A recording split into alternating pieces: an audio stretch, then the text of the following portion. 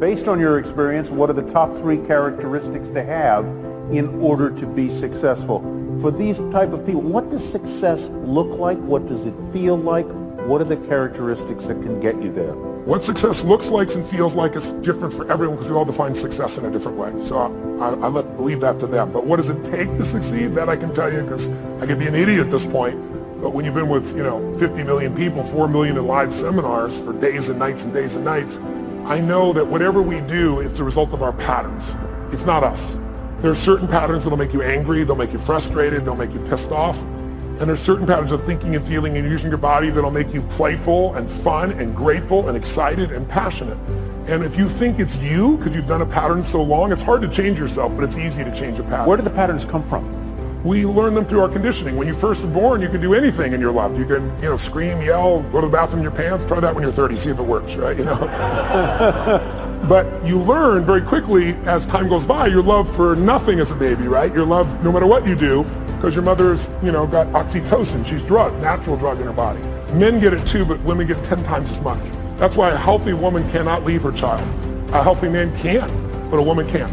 Right? She's biochemically healthy. And so you look at this and you say, what are the 3 things needed? I can tell you what they are. The number one, I love intelligence. I love wickedly intelligent people. I try to hire as many of them as possible, learn from them. But what's more valuable than intelligence is hunger. You find, if you look at what's the common denominator between Richard Branson, Mark Benioff, you give me your list of whoever it is, I guarantee if you dig underneath, their hunger has never gone away. Some people get hungry because they got a goal to achieve something or get in a swimsuit by a certain date or some stuff, but that's not an identity change, right? These are people that are like myself. I'm hungry today at 57 more than I was at 26. I feel in me. And when I say hungry, I'm hungry to contribute, to learn, to grow, to make a difference. I'll never settle less than I can be or do or share or give or create. And everyone I know that's successful, that's the driving force. Because with that hunger, you can get the skill. With that hunger, you can figure it out. There are a lot of very smart people who can't fight their way out of a paper bag in a pragmatic way. And they got, great transcripts and shit like that. I went to Harvard one time and I spoke, and right before I spoke, they had voted at Harvard Business School to not release anyone's transcripts to the recruiters of the businesses coming in, to block it. And the argument was, your education is more than just your grades. And I went berserk. I got up there, first of all, they said, Tony, I expect to be, 1,000 people there, a couple thousand people there. And they said, no, Bill Gates was here, we had 300 people, it's gonna be much smaller. But we ended up with about 1,200 people, standing room only. And they gave me 30 minutes, and of course I went 3 hours. I did, no one left. But one of the first things I did, I said, what is this bullshit I'm reading? This was in the paper that day.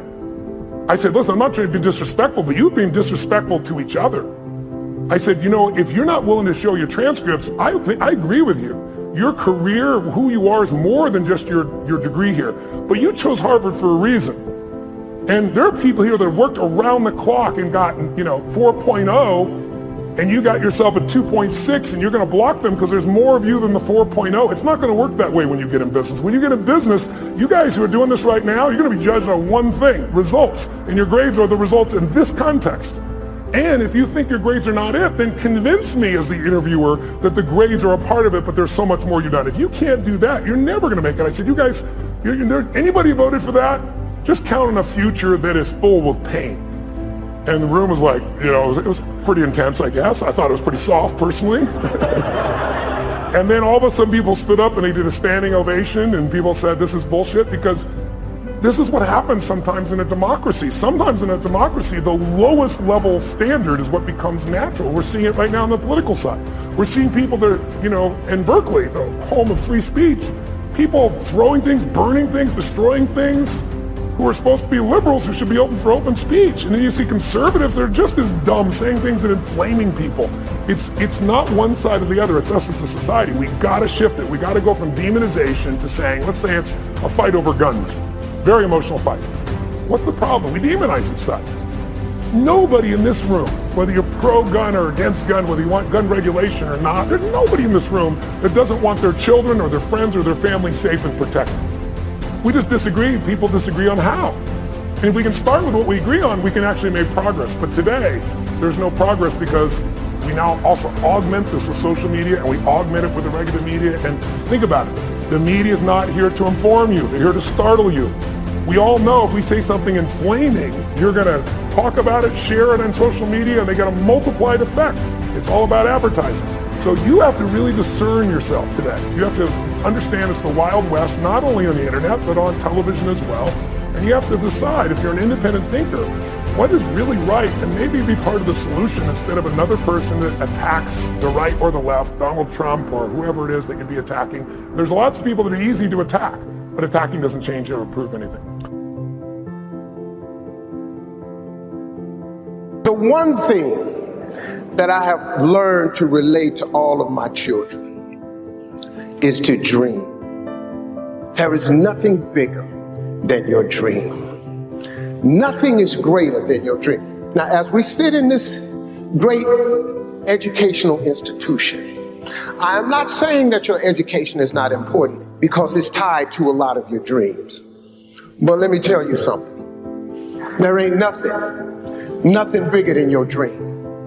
Because your dream will propel you to get the education. Don't you ever stop dreaming. Don't you ever stop imagining. And we're going to talk about them two things a lot. But don't you ever stop dreaming. Your Bible says a man without a dream or a vision shall perish. That's in your Bible. It ain't just in the one I read. Nowhere in there does it say without an education you perish. But it says without a dream or vision you perish. So if what you're dreaming about requires an education, it is then your dream that propels you to get the education. But the dream is bigger than anything, man. See, if it was an education that caused you to be great or successful, I ain't here today, because I don't have one of them. But nobody could outdream me. Your dream is everything, man. It's the biggest part of your life. Look, man, it is that thing that God puts in you that don't let you sleep sometimes. It's your dream. It's that thing, that part of you, man, that wakes you up and stirs the very pit of your soul. I've always taught my children to dream.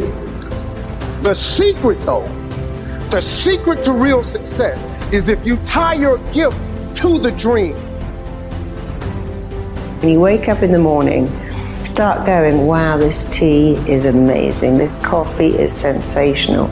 I love the smell of the shower gel. I love the sheets. I love waking up. I had to make myself do this, and it completely changed my life. I wake up and go, I love my life. I love being here. My first coffee, go, I love this coffee. I love my sheets.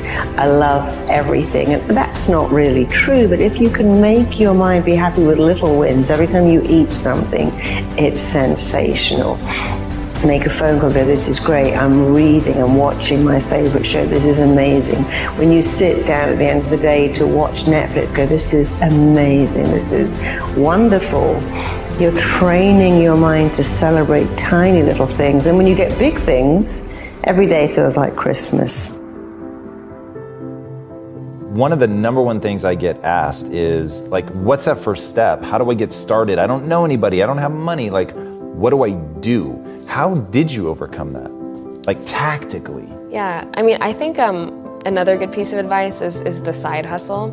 So I started the business plan for Somasource when I was working as a management consultant. And I started working on it at nights and weekends, and just really because I was bored with my consulting job and I wanted to do something more meaningful. I knew I wanted to build a social enterprise of some kind, and so I read every book I could. I read every case study I could get my hands on. I learned about Muhammad Yunus and the microfinance movement. He remains an inspiration to so many of us in the field. I went out and I watched speeches done by other social entrepreneurs, and in this learning put together this business plan and applied for competitions online. I just sent out the business plan there was a social business challenge in Amsterdam that I found on the internet, and I submitted the application, and lo and behold, they called me. I went to the semifinals and I got one of those big checks. I got 22,000 euros from that competition. And around that time, I thought, okay, I should quit my job and do this full time. The next funding we got was from another business plan competition. I didn't place first in either of them. And that was another $14,000. And I cobbled that together and made that stretch for over a year in building Somasource at the very beginning. There's really two concepts that I think set you apart. You've got just how powerful negative thinking is and some of the stats around that, which are pretty terrifying, and some of the stories that you have on that, which are, I think, will really shake people out. Yeah.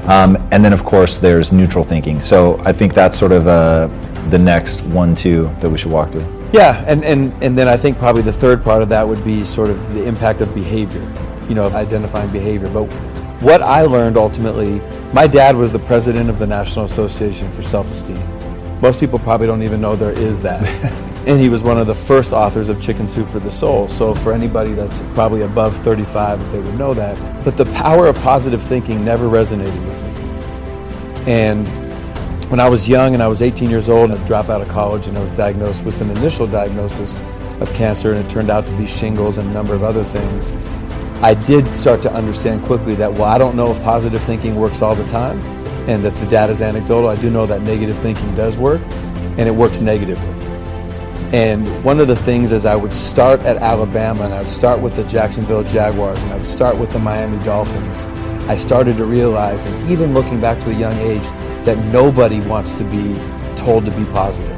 That positive thinking is probably the number one reason this industry has not grown in my 44 years of living. Positive thinking in many cases repulses people. You're telling me to be positive and I'm going through a divorce. You're telling me to be positive and I threw 3 interceptions. You're telling me to be positive and I got to deal with this president. You're telling me to be positive and I got this current situation. You're telling me to be positive and I got this health situation. Let's say someone has horrible names, right? But let's say that there's a suitcase of $100,000 cash. If you just remember the name of the next stranger you meet, how many people are going to remember that person's name?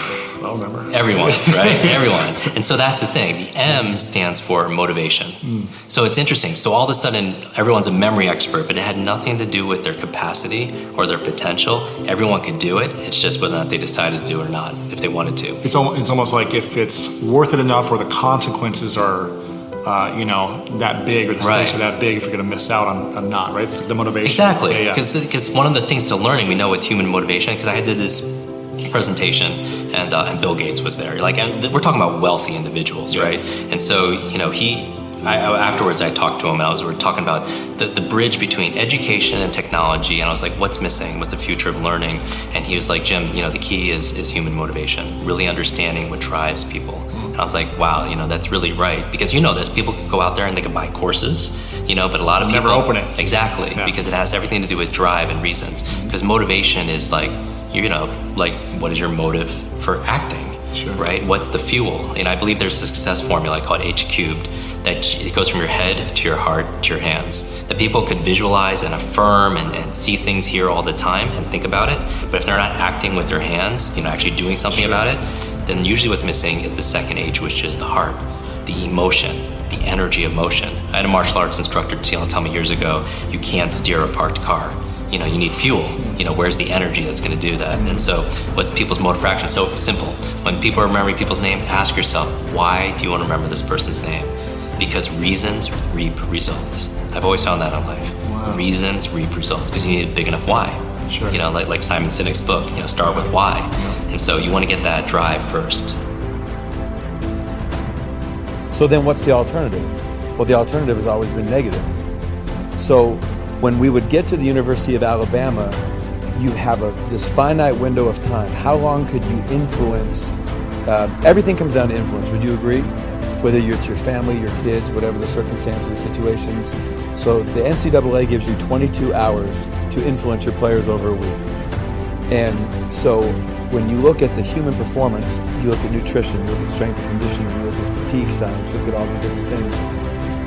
Coach Saban believed that there had to be some emphasis on psychological education. And so how are we going to do that, and how is it going to be efficient? Well, most people think of sports psychology as treating somebody who has a problem. Nick Saban didn't look at it that way. He looked at, how do we make our best players better?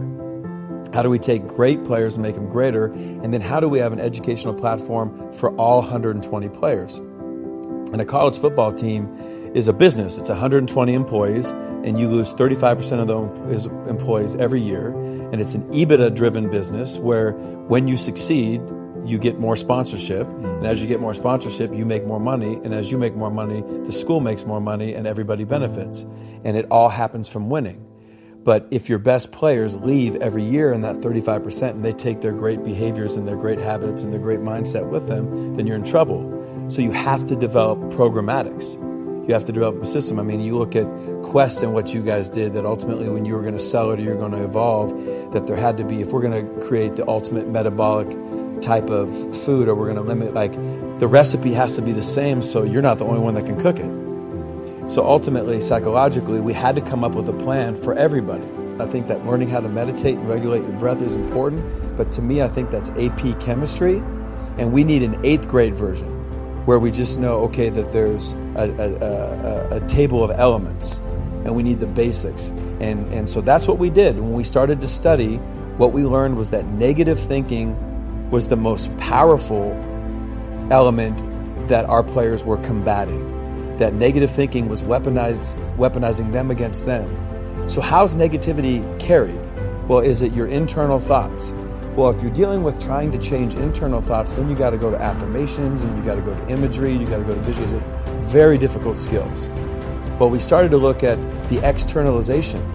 Well, if somebody says something out loud, it's 10 times more powerful than if they think it. And then as we started to study the data, particularly data that was just reinforced by Christine Porath from Georgetown and Harvard, that negativity is a multiple of 4 to 7 times more powerful than positivity. So think about that. If I say something out loud, it's 10x. If it's negative, it's 4 to 7 times more powerful.